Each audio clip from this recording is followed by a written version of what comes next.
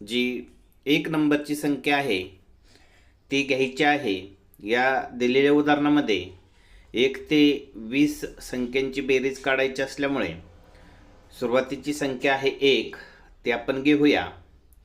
यानंतर शेवटची संख्या आपल्याला घ्यायची आहे आणि शेवटची संख्या ही 20 आहे. म्हणून सुरुवातीची संख्या आणि शेवटची संख्या या संख्येची आपल्याला काय करायची आहे, बेरीज करायची आहे. आपली सुरुवातीची संख्या होती 1 आणि शेवटची संख्या होती 20 बरोबर 21.